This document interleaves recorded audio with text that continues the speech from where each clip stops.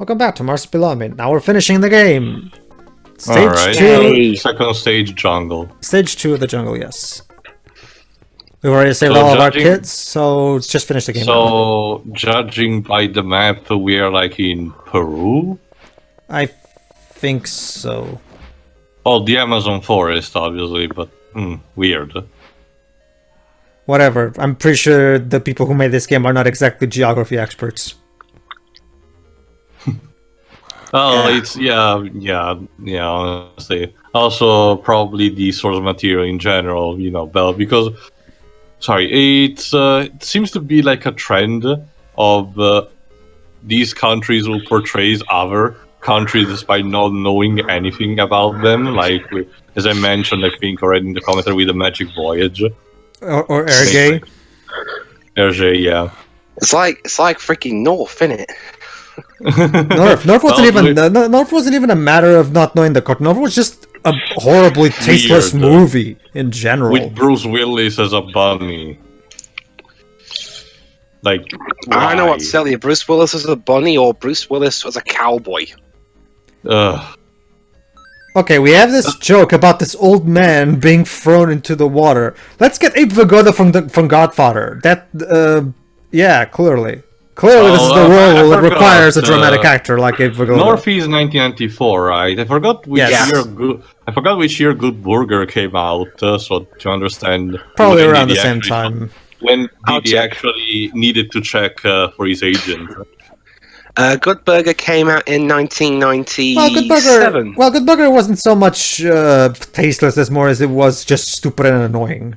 It Well, came out in 1997. regardless, I mean, in terms of Abe Vigoda himself, it's like a jumping quality from his usual products. It's sad. It's like Sean Connery doing the villain for the 1998 Avengers movie, Mm-hmm. You won an Oscar with The Untouchables, and then you do this and League of Extraordinary Gentlemen. Like, oh, Leopard. Yes, and we're going to disturb his sleep because... Because fuck nature. Yeah, there we go. No. Jesus, that was morbid. Well, we killed a leopard apparently, since he apparently faced for the ground. It's like in it was like in one of the Bible games, like Noah's Adventure, when he needs to carry the animals on his shoulders and the evil snakes needs to throw him off the board Yeah. or something. All right. Speaking of which, Dweebs, I forgot if you watched that video, but do you know about one of those Bible games, Super Noah's Adventure 3D, which is essentially Wolfenstein, a poor Wolfenstein Yeah, I've seen clone made by... Do you know that it's actually on Steam? Apparently, the company of what I forgot it's called, Wisdom Memory Tree. Tree, Wisdom Tree. actually still exists somehow, and they licensed it on Steam, and Valve approved it. Well, that's the thing too. They probably realized that because of the AVGN, now the game is much more popular than it ever was. So they're trying to see if they can squeeze more money out of it. I actually may be tempted, but who knows? Whatever. You could just download the SNES ROM and play. Why would you even pay for that piece of crap? Probably, yeah. You have a point. So wait, do you actually need to have Bonelli get across the trees here? Because Yes. it looks like a nightmare to navigate through. Not so much. It's just a matter of going ahead and fighting all the enemies to make sure none of them bother you. Also, sorry, go ahead. No, go ahead. So, also, do the mod slow only you or also Bonelli? Well, let's test that. How about that? Sure.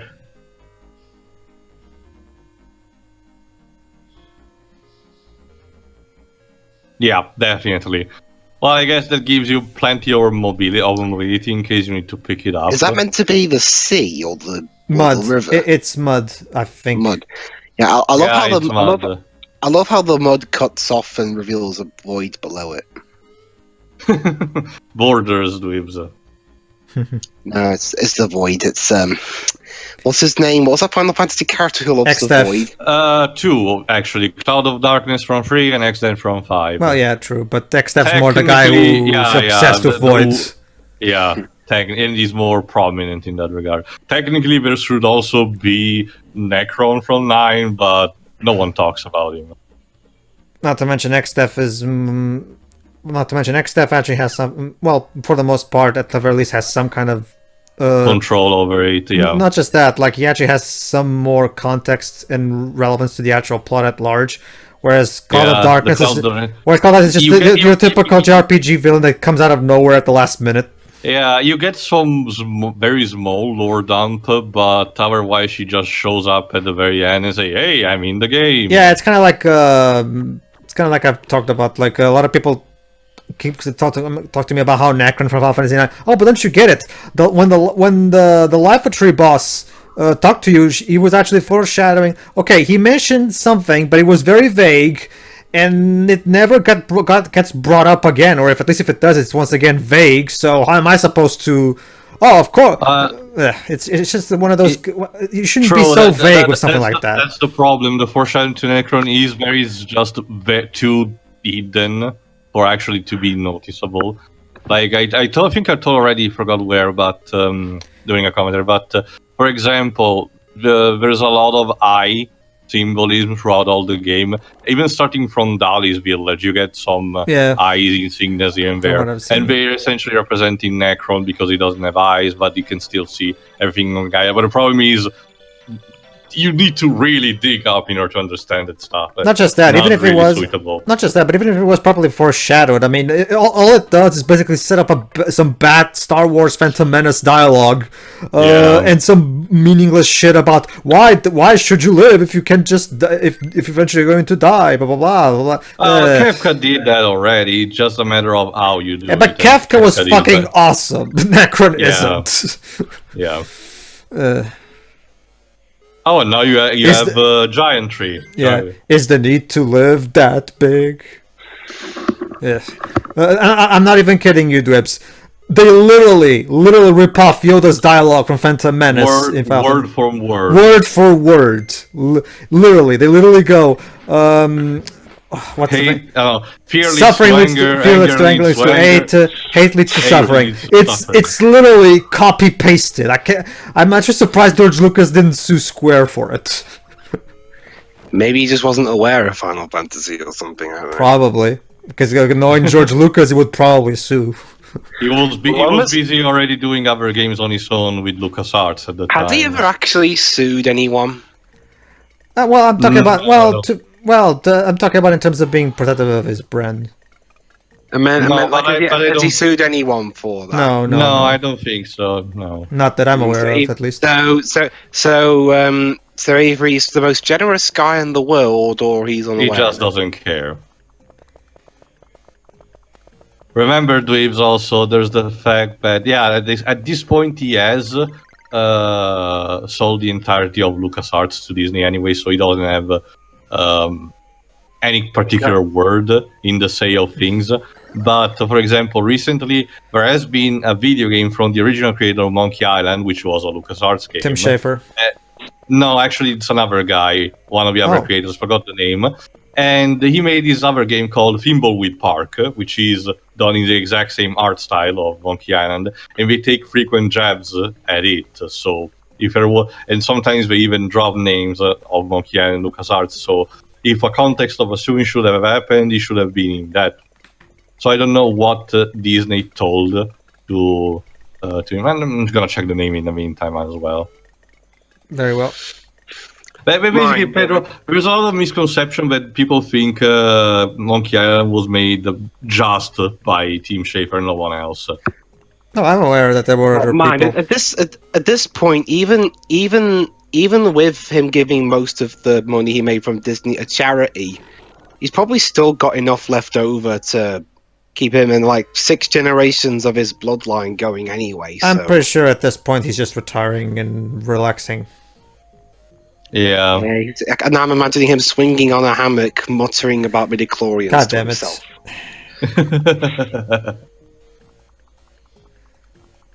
Yeah, this is okay. Come on, you can do it. There you go. Jar Jar is the key to all of this. Now, can someone please get my sunscreen? There you go, Ron Gilbert. That's the other guy. Not just that. What was I gonna say? Oh, okay. Come on, Bonelli. Jesus Christ. Hold on. Basically, there's weird. There's bird poo coming out of the tree somehow. So I don't. So I have to take. See, there you go. See that thing that's fun. What is that? It looks like bird poop. I have no idea. Let's just pretend. Is the tree spitting on me? Is that it? Maybe it's one of those things that the monkeys provide you, which would make sense in. Oh, so it's monkey poop. Great. Yeah. Comedy. Fucking Bonelli, come on. Hey, Dwebs, is there any Planet of the Apes movie where the apes start throwing shit at each other? No, because they're intelligent apes. No. In the newer ones, they fire like guns and that. Well, yeah, I know Because that. they're edgy apes. Yeah, and now in the most Wait. recent Wait. Bonelli just practically flew over that hole. Like, Glorious heat detection. go ahead, Dwebs. even in the most recent film, Caesar actually speaks in sentences now. All right, let's continue to emotionally manipulate Bonelli. I know he needed to learn language in the first one, but he wasn't able to speak relatively with ease in the others. He spoke. Well, he didn't speak much in the first one. Spoke a little bit more in the second, but not full. Like there is that famous shot of him going no. Yeah, no. Fucking. I remember that one. Fucking. And monkeys. then in the third one, he spoke more sentences. Oops. More full, complete ones. Mostly because he had to talk to Woody Harrelson. Yeah. Well, not so much talk as say, "Girl, you hurt me." Well, it helps the fact that Andy Serkis for the mock-up is fantastic. Yeah. Well, when isn't he? Well, it's a shame he's a guy that is trying. Well, yeah, it's of course. interesting how, Like, it's even interesting though that- I'm not a fan of Lord of the Rings, I always look forward to the Gollum scenes. Mhm.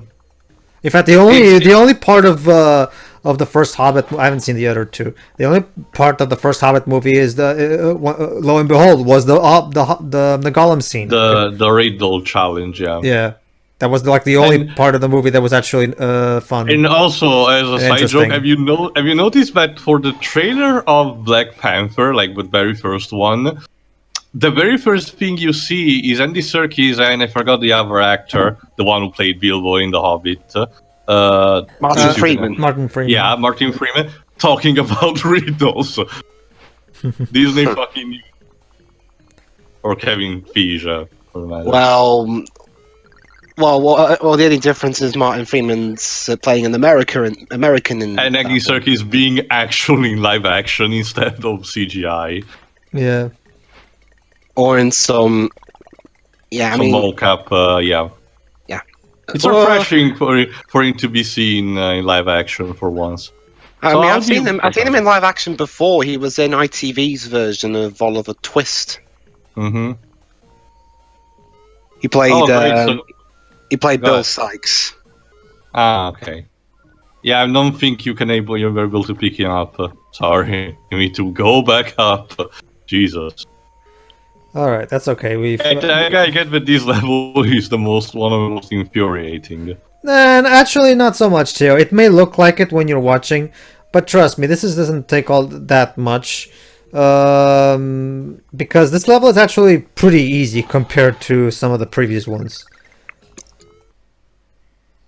Okay. Not really. Like all you really need to do is just, yeah. Unfortunately, this is gonna take some. Okay, I guess we'll have to go some other way.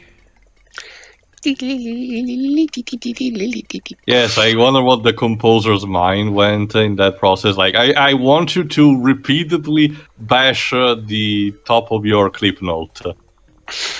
Okay, then, sir. Yeah, that's pretty much what it is.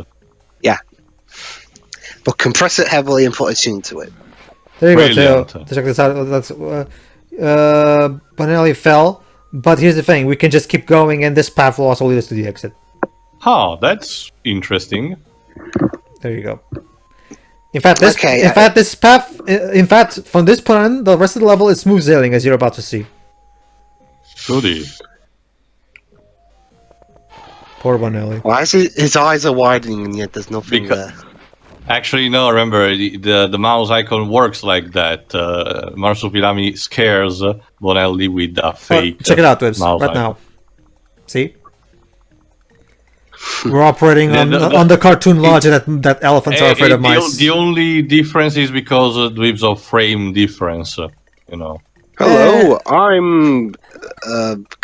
One of a circus guys. Probably a source material reference, whatever. Alright, here's the hunter who started this whole mess, so let's beat the crap out of him. This boss... Okay, here's the problem with this boss. That fucking trap thing keeps chasing me all over during the boss battle. It's incredibly annoying. It's like that barrel in Captain Brinybeard's level in Cuphead. Where you have constantly the barrel floating around you. There you go. Basically, just wait till the hunter comes towards you. Yeah. I thought you were supposed to trap him in one of the cages. My guess is what's gonna happen at the end. No, I'm just supposed to make him explode, Dibs, like all the other bosses. Silly me for actually thinking like what a Saturday morning cartoon. How can we get trapped there? There you go, see? Yay, we killed someone. Well, Theo, he did kidnap us and sell us to the circus. So there you go. Marsupilami is reunited with his wife, and Bonelli is reunited with his mom. Mother, I think. Yeah. And that's it. Okay, so here's the major difference. The bad ending is exactly the same. The only difference is that the kids are not in that thing. So I guess depending how many kids you save, they appear in exactly. the nest. But I got all of them, so best ending. Yay! Hello, bird. The bird is sleepy, I guess. Look at the mood. Congratulations! Oh my god, not a typo. I'm impressed. No, we can actually spell. Yeah, Copyright 1995 Marsu. Yeah, apparently the company that owns this is literally called Marsu, and that's where the Marsupilami name comes from. Gotta keep things tight, I guess. So, right. Final thoughts? Go ahead, Theo, since you're actually the one in here who actually is familiar with the source material. Yeah, granted, the game is much more bearable than the cartoon, for the matter, but it's simple. Yeah, it's refreshing with its concept and everything, but no, it's still enjoys. It's one of those games that you can enjoy it more while playing rather than just watching it. So I may give it a chance on my own sooner or later, just to try it out on my own. Otherwise, it's serviceable. Waves. It's a video game.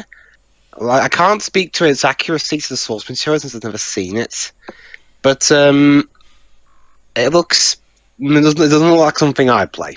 I'll tell you that much. Hey, look, one of the testers is Jason Cumberbatch. Okay. Maybe a parent. Whatever. Or a brother. Anyway, yeah, I enjoyed the game. It does have some problems, but I still think it's a solid game for its time. And I do appreciate the fact that they didn't go for the obvious generic side-scrolling platformer stuff that a lot of mascot games were going for. And they tried something different with this one. So yeah, and the graphics look pretty damn nice for a Mega Drive game. And the music, well, I like the main theme. I don't particularly care for any of the other pieces of music, but the main theme is nice. So there's that. Okay. Press start button. Okay, so yeah, basically the credits will keep looping until I press the start button. Basically. Hold on. Let's see. Any minute now. There you go, see? Now it's... Press the start button! I just did. Really? You press the start button just to tell us the game's over? I think we could get that vibe already, thanks. No, it's so that I can show a big sprite of Marsupilami. You know, now that I'm thinking, that background reminds me a bit Game of... over. Sorry, Pedro, you lost the game. It reminds me of that background with the weird Sonic that you can get in Sonic CD, I think, if you input that specific code. Yeah. Oh, look, I got the highest score, guys. Yeah, Ass got the high score. Indeed. Well, everybody, so that was Marsupilami. So while let me just try resonating the game again. And that's it. Sorry, you don't get to see it. All right. That was Marsupilami. Tune in for whatever we do next, I guess. All right, see ya. See ya.